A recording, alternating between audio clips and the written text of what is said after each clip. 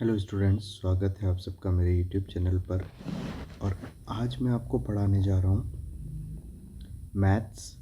Basic maths हम पढ़ेंगे। Railway, bank, SSC, पटवार, सीईटी, जितने भी एग्ज़ाम्स होते हैं उनमें जो मैथ्स रहती है वो आपके फर्स्ट चैप्टर जो है परसेंटेज तो आता ही आता है। उसके बाद में आपको प्रॉफिट और लॉस, फिर आपको जो है एसआई, सीआई और डिस्काउंट, ये 5 चैप्टर जो है हर एग्ज़ाम में आपसे पूछे जाते हैं। तो देखिए, हम स्टार्ट करेंगे परसेंटेज से और आज ही के दिन मैं आपको इन सब चैप्टर्स का एक बेसिक कॉन्सेप्ट जो है समझाने की कोशिश करूँगा इस वीडियो के माध्यम से। तो देखिए, बने रहिए और समझने की कोशिश कीजिए कि होता क्या है, मैथ्स होती क्या है और कंपटीशन एग्ज़ाम में हम स्पीडली काम कैसे कर पाएंगे। तो देखिए, परसेंटेज जब भी आप पढ़ते हैं तो आप पढ़ते हैं 100%। और 100% का मतलब होता है 100% का मतलब होता है एक। आप कहीं गए और एक बिल्डिंग बन रही है, जब वो बिल्डिंग आधी बन जाती है तो आप बोलते हैं 50% काम हो गया। जब वो बिल्डिंग पूरी हो जाती है, मतलब एक बिल्डिंग जब पूरी हो जाती है, तो आप बोलते हैं 100% काम हो गया। इसका मतलब 100% का मतलब एक हुआ। तो अब इस 100% को जब आप 2 गुना करेंगे तो इधर भी आपको 2 गुना करना पड़ेगा। तो यहाँ पे हो जाएगा 200% इज इक्वस टू 2। फिर आप इसको 300% लिखेंगे तो यहाँ पे आपको 3 करना पड़ेगा।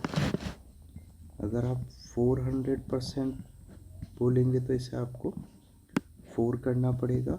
और अगर आप 1000% बोलते हैं तो इसको आपको 10 करना होगा। अगर आप 1100% बोलते हैं तो इसे आपको 11 लिखना होगा। ये बात आपको समझ में आ रही होगी कि हमने पूर्णांकों को, यानी कि इंटीजर नंबर्स जो आपके होते हैं, उन्हें आपने परसेंटेज के अंदर कन्वर्ट करना सीख लिया। दो बातें होती है कि जब हमें किसी संख्या को, किसी फ्रैक्शन को, किसी इंटीजर को, किसी पूर्णांक संख्या को परसेंटेज में कन्वर्ट करना है तो हम 100 से गुणा करेंगे। और जब किसी परसेंटेज को संख्या में बदलना है, फ्रैक्शन में बदलना है या पूर्णांक में बदलना है, तो हम 100 से उसे डिवाइड करेंगे। ये छोटी सी बात आपको याद रखनी है। तो ये जो मैंने सारणी बनाई है, इसका आप स्क्रीनशॉट ले लीजिए और ये चीज़ आपको बिल्कुल ध्यान रखनी है अच्छे से। और वापस से हम एक बात और समझेंगे आगे।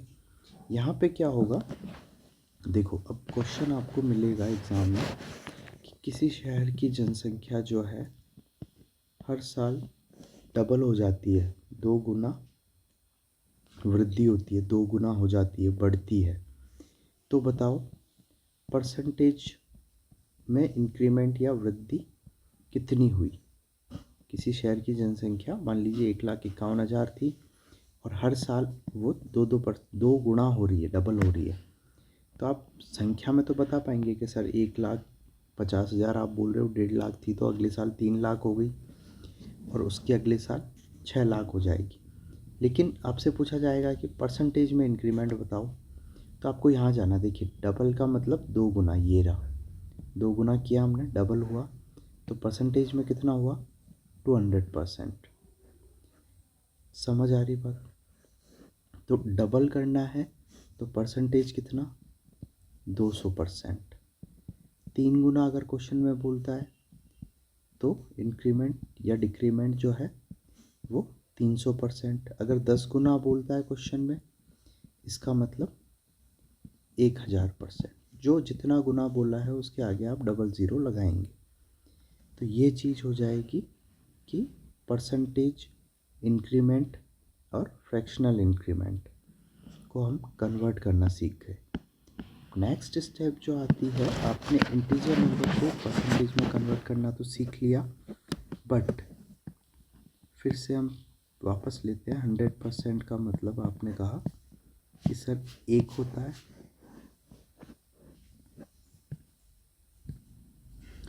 अब देखिए, इस बार हम इसको आधा करेंगे। 1/2 से गुणा किया तो इधर भी 1/2 से गुणा करना होगा। तो जब 100% को हमने 100/2 किया तो हमें मिला 50%, और 50% की जो वैल्यू हुई वो हुई 1/2। यहाँ से फिर से इस बार हम 1/3 से गुणा करेंगे, तो इधर भी आपको 1/3 से गुणा करना होगा। तो इसका मतलब हो जाएगा 100/3, और 100/3 जो होता है आप डिवाइड करके देख लीजिए। तो 3 टाइम्स 9 1 0 9 1 इज रिमाइंडर %, तो आपको मिलेगा 33 एंड 1/3% इज इक्वल टू 1/3। देखो बच्चों, क्या किया हमने कि 100% का मतलब 1 होता है। इसको 1/3 मतलब 100 को 3 से भाग दिया, तो 33 से ही 1/3% मिला। इसका मतलब होता है 1/3। ऐसे ही आप निकालोगे, जब 1/4 निकालोगे आप, तो आपको मिलेगा 100/4 मतलब 25%। जब आप 1/5 निकालोगे तो आपको मिलेगा 20%। जब आप 1/6 निकालते हो तो आपको 1/6 का मतलब होता है 1/3 का आधा। देखो, 1/3 को जब आप 1/2 से गुणा करते हो तो आपको मिलता है 1/6। तो 1/6 इधर आधा किया, इधर भी इसको भी आप 1/2 से गुणा करोगे तो आपको मिल जाएगा 16 से ही 2/3%।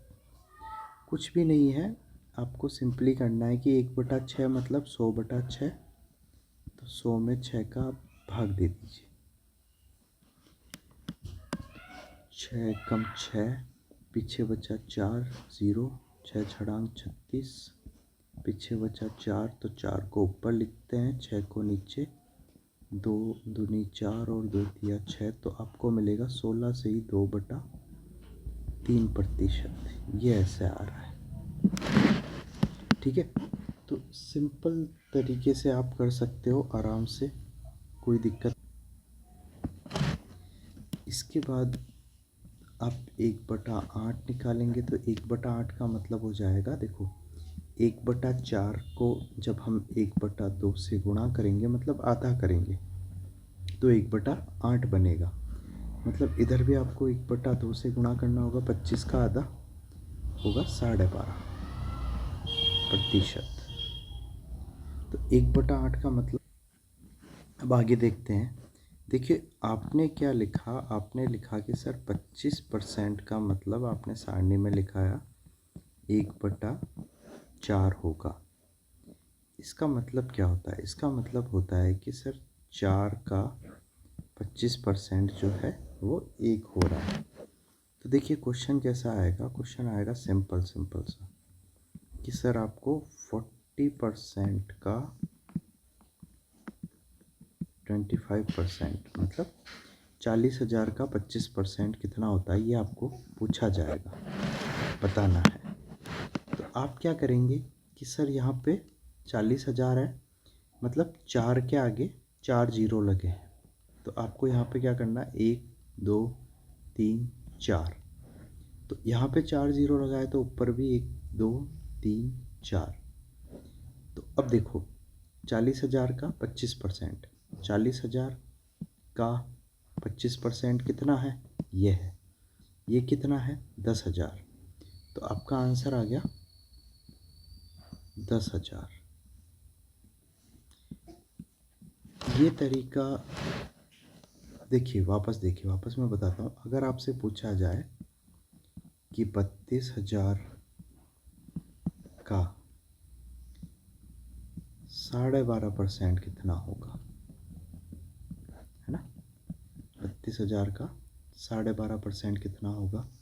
तो अब देखो, अब क्या है ना, आपको जो कोचिंग्स में पढ़ाया जाता है वो क्या पढ़ाया जाता है कि अगर 12.5% निकालना है तो सिंपली इसको गुणा कर लो या ऐसे कर लो, या फिर आप इस क्वेश्चन को ऐसे लीजिए कि 32,000 रुपये की राशि बढ़कर 12.5% बढ़ जाती है, तो बताओ कितनी बढ़ोतरी हुई, है ना। तो अब क्या करना है आपको, अब आपको बताया जाता है कि भाई माना 100 और 100 बढ़ कर के हो गया 112, सही 1/2%। अब ये इसका तो क्या कर दिया आपने, 12% का 112% कर दिया। अब सर हमें तो 12.5% का मतलब भी समझ में नहीं आ रहा था, 112 सही 1/2% का मतलब कहाँ से समझ आएगा। तो ये सब चीज़ें कॉम्प्लिकेटेड नहीं करनी है आपको, आपको इसको सिंप्लीफाई करना है। तो देखिए, आप जाएंगे टेबल में, 12.5% की वैल्यू जो हमने निकाली 100/8 करके, वो आई थी 1/8। तो यहाँ पे आपको लिखना है 12.5 की जगह 1/8 का मतलब गुणा, और यहाँ आ जाएगा 32,000। 8 चौक 32, इसका मतलब 4,000 आपका आंसर हो गया, सिंपल। अब बोलता है अगर बढ़ जाता है 12.5% तो इसका मतलब 36,000 हो जाएगा आंसर। तो ऐसे सिंपल तरीके से अगर आप करेंगे तो आपको मज़ा आएगा। अब अगला क्वेश्चन देखिए, अगला क्वेश्चन क्या है, बोलता है कि 64,000 का आपको बताना है 37 से ही 1/2% कितना होगा। 2 मिनट के लिए वीडियो को पॉज करके इस क्वेश्चन को आप जिस तरीके से आपको पढ़ाया गया है उस तरीके से आप करने की कोशिश कीजिए, और 5 मिनट का टाइम लीजिए, 7 मिनट का लीजिए, 10 मिनट का लीजिए, और इस क्वेश्चन को सॉल्व कीजिए और देखिए कि क्या आप कर पा रहे हैं, क्या आपका आंसर सही आ रहा है, नहीं आ रहा है। फिर मेरे वाले तरीके पे आप वापस आइएगा। तो देखो, मैंने क्या बताया कि इसको हम फ्रैक्शन में कन्वर्ट करेंगे 37.5%। तो देखो, आप है ना 12 का पहाड़ा बोलो, तो 12 एकम 12, 12 दूनी 24 और 12 तिया 36। फिर इसमें आधा 1 और ये 1.5, तो 12 तिया 36, 36 और 1 37, 37 और आधा 37.5। तो आप कहोगे सर अरे हाँ, ये तो इसका मतलब ही हुआ 37.5। ये सब मिल कर के 37.5% बनाएंगे, और इसका मतलब हुआ 1/8 प्लस 1/8 प्लस 1/8। इनको आप जोड़ेंगे, एलसीएम 8 आएगा, ऊपर 3 आएगा, तो आपको मिलेगा 3।